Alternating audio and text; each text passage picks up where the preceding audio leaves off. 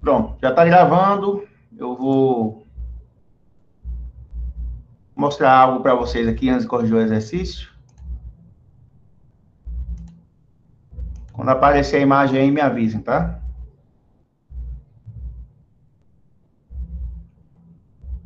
Apareceu.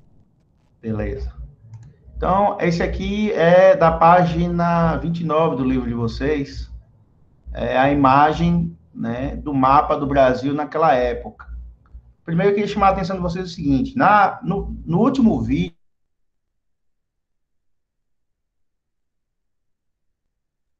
vocês viram que por 30 anos os portugueses quase não vinham aqui.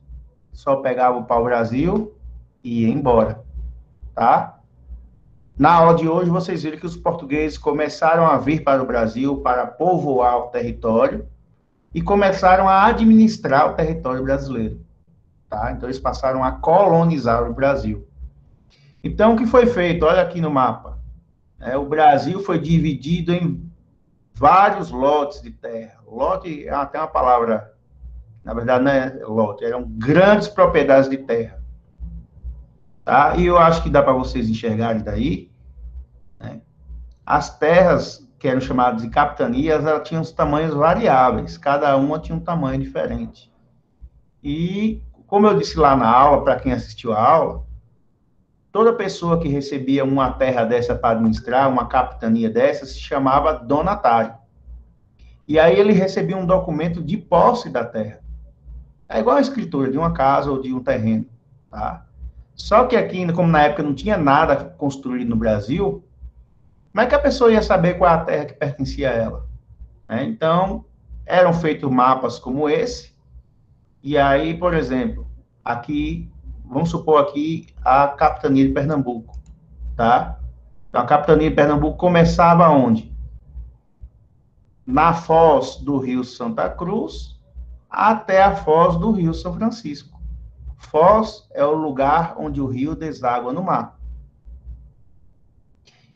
Então, a largura da capitania de Pernambuco era de um rio até o outro, tá? E toda a capitania ia do litoral, ou seja, da beira-mar, do oceano, até essa linha que é o Tratado de Tordesilhas. Quem andou assistindo as últimas aulas viu que o Tratado de Tordesilhas era uma linha imaginária que dividia as terras que pertenciam a Portugal e à Espanha. Então, essa parte colorida aqui era a parte de Portugal. Essa outra parte da América do Sul, que não está completa aqui, era domínio espanhol, como está escrito aqui. Tá bom? Então, foram várias capitanias, cada uma era doada para um donatário, e cada um devia administrar a terra, devia proteger a terra, devia povoar a terra, trazer gente de Portugal para isso. Mas vocês viram no vídeo, para quem assistiu, que esse sistema de capitanias não deu certo, tá? Por falta de dinheiro, porque o cara tinha que investir do próprio bolso, por falta de interesse de alguns que receberam a terra e nem vieram aqui conhecer a terra que ganhou, devido ao problema com os índios, que os índios não aceitavam os portugueses aqui, era guerra a todo momento, tá? E também a distância do Brasil para Portugal, tá? Qualquer coisa que você precisasse aqui, você tinha que esperar um tempão os navios irem em Portugal e voltar para trazer as mercadorias necessárias.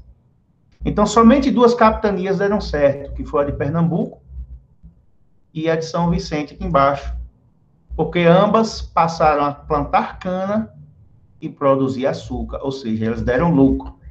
Todas as outras não serviram de nada. Então, o governo acabou com esse sistema de capitanias e resolveu transformar o Brasil numa coisa só, no governo geral. Então, a partir desse momento, do governo geral, o Brasil passou a ser governado por apenas uma pessoa, que era o governador geral, que era nomeado pelo rei de Portugal. Eu só estou dando uma recapitulada do que eu falei no livro, tá? Vamos parar aqui, pois essa imagem, vamos passar para o exercício. Se alguém tiver qualquer pergunta a fazer, faça, tá bom? Comentário, qualquer coisa do assunto. Então, o assunto de hoje é a administração colonial. Quando aparecer o exercício, me avise. Apareceu. Beleza. Então, vou ler aqui, quem assistiu o vídeo vai ver que o assunto é muito fácil. O NAERP. Em 1534, o governo português concluiu que a única forma de ocupação do Brasil seria através da colonização, ou seja, povoar, defender a terra, vir de Portugal para cá.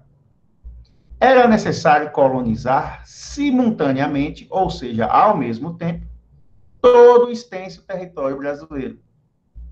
Essa colonização, dirigida pelo governo português, se deu através da, letra A criação da Companhia Geral do Comércio do Estado do Brasil, B, criação do governo geral, do sistema de governo geral e câmaras municipais, letra C, criação das capitanias hereditárias, letra D, montagem do sistema colonial, letra E, criação e distribuição das sesmarias. Então, como é que começou a colonização do Brasil? Alternativa C. Qual? C. Foi. Quem foi que disse aí? Foi eu. Raquel. Quem mais aí? Ouvi a opinião de Raquel. O que Jamil falou? C. Sei. Quem mais aí está participando da aula? Quem mais assistiu a videoaula? Qual foi a forma que o governo português usou para colonizar o Brasil ao mesmo tempo em todo o território? Ocupar todo o território ao mesmo tempo. Então, tivemos duas opiniões aí, de Raquel e de Jamile. Quem mais? Thalia falou letra C.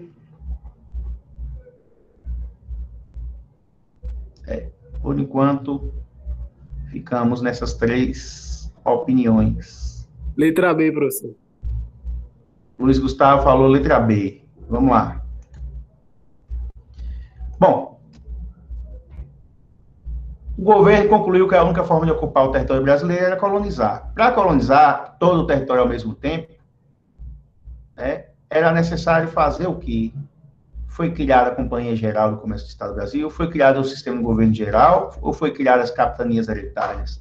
Bom, eu acabei de falar, velho. Foi criado o sistema de capitanias hereditárias.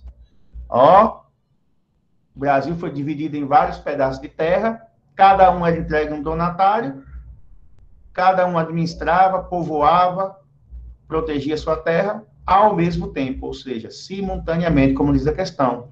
E qual foi o sistema de governo que foi criado em 1534? O sistema de capitanias hereditárias. Foi aquela forma que eu mostrei no mapa agora do território brasileiro dividido em capitanias, tá bom? Então, a maioria dos que opinaram acertaram, acredito que não tenha muita dúvida em relação a essa opção. O Unesp 2014, em 1534, a coroa portuguesa, ou seja, o governo português, estabeleceu o regime de capitanias hereditárias. Aqui, ó, aqui está respondendo a questão anterior. Em 1534, a coroa portuguesa estabeleceu o regime de capitanias hereditárias no Brasil colônia. Entre as funções dos donatários, quem eram os donatários? Eram as pessoas que recebiam as capitanias para administrar. Quais eram as funções dessas pessoas? Letra A, nomeação de funcionários e representação diplomática. Letra B, a erradicação de epidemias e o estímulo ao crescimento demográfico, ou seja, crescimento populacional. Letra C, a interação com os povos nativos e repressão ao trabalho escravo. Letra D, a organização de entradas e bandeiras e o extermínio dos indígenas. Letra E, a fundação de vilas e cidades e a cobrança de impostos. Dessas opções, qual é a verdadeira que fala das funções dos donatários, das pessoas que administravam as... Letra B, professor? Letra B. B. Vamos lá, a Raquel falou B. Quem mais?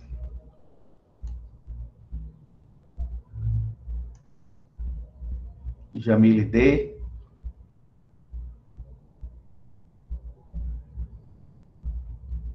E Yasmin falou letra E. Thalia falou letra E. Cleciano foi de letra C. Então, vamos lá. Foi criado no Brasil o sistema de capitanias. As pessoas que recebiam as capitanias para administrar eram chamadas de donatários. Quais eram as funções delas? Bom, Raquel falou de letra B. Não, em nenhum momento erradicar é acabar. Em nenhum momento se falou que... Raquel, se fosse isso aqui, estava correto, ó. Estímulo ao crescimento populacional, ou seja, trazer gente para povoar o Brasil. Isso era correto. Mas não era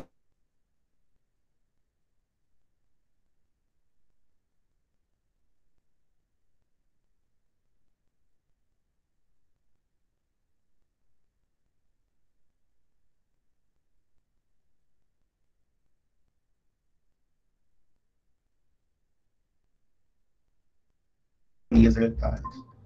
A opção correta é essa aqui, ó. Presta atenção. Ao trazer gente para morar nas capitanias, esse grande número de pessoas terminavam formando o quê? As vilas, que mais tarde viraram cidades. E os donatários cobrava das pessoas que ele trazia de Portugal o que delas? Impostos. Então, a correta é a letra E. Funções dos donatários, tá bom? Certo. Vamos passar adiante. O El do Paraná. A centralização do Brasil Colônia foi concretizada com a criação do Estado do Brasil, instituição do governo geral, transferência da capital para o Rio de Janeiro, instalação do sistema de capitanias hereditárias, política de descaso do governo português pela atuação predatória dos bandeirantes. Qual dessas opções tem a ver com a centralização da administração do Brasil? Centralizar a administração.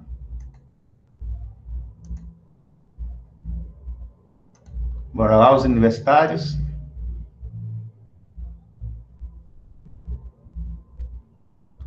Essa questão está confusa, está dando para entender, não?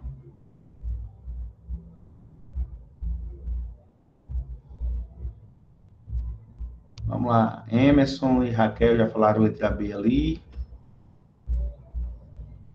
Quem mais?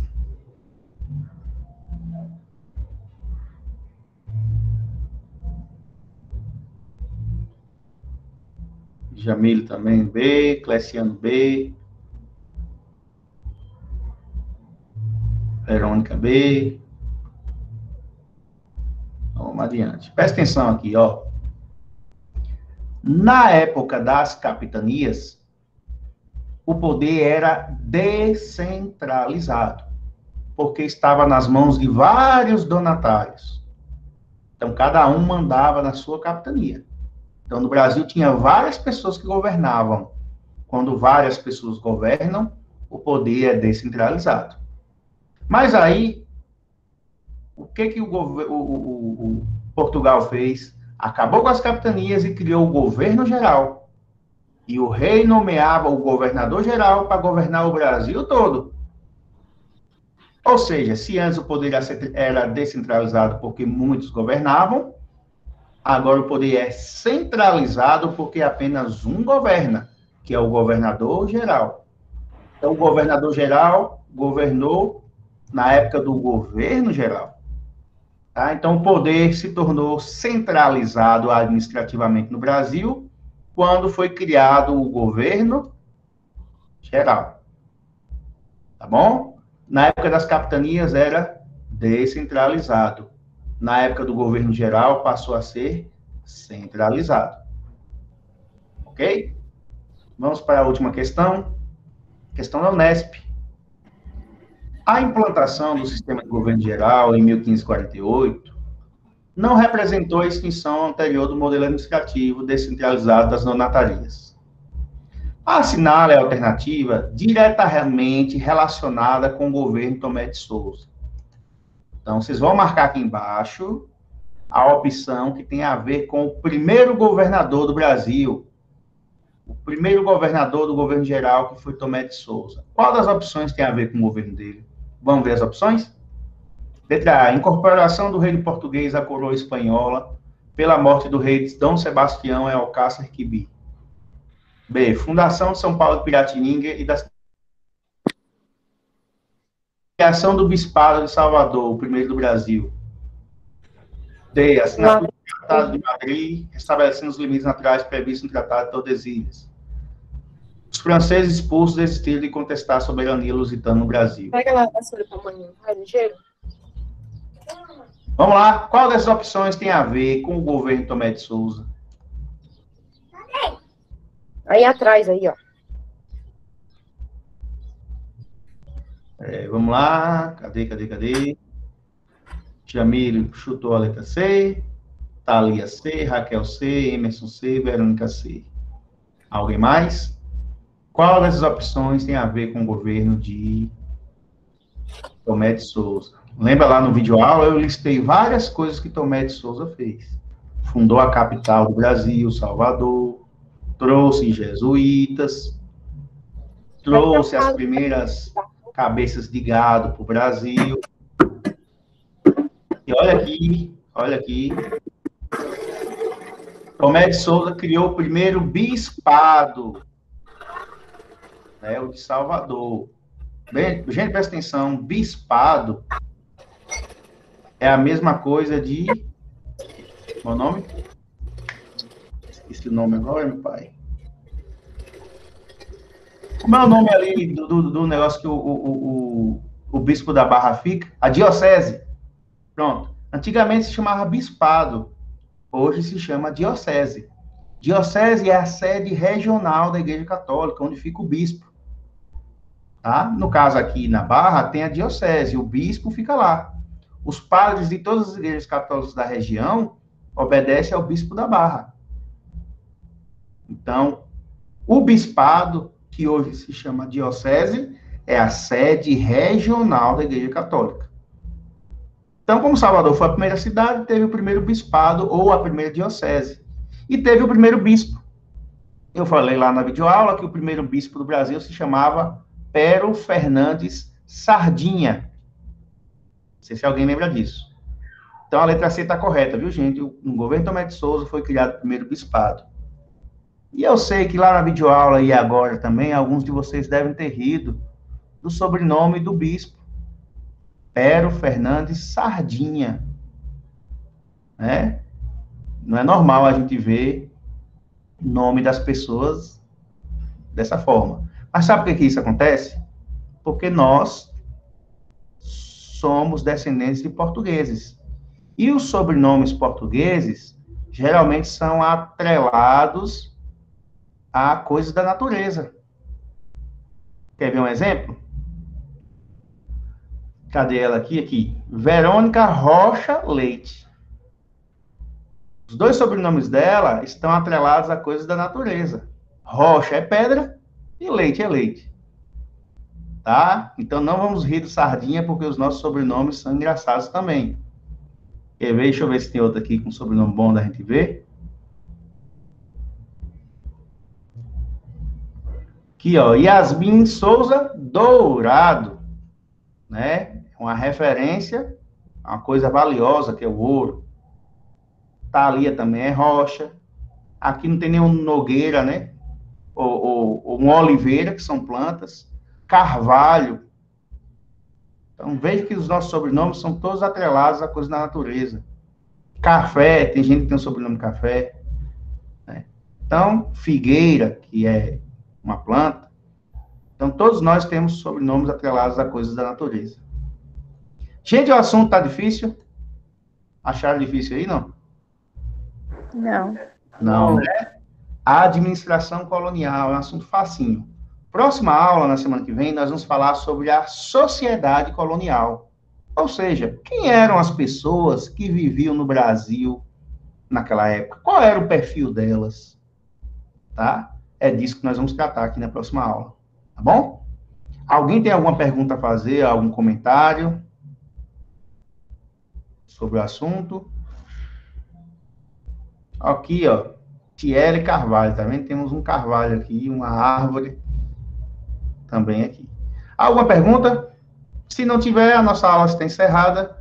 E um grande abraço para vocês. Já já eu posto tudo isso aqui lá no Google Sala de Aula e vocês registrem a frequência, tá bom? Valeu, professor. Valeu, galera. Um abraço.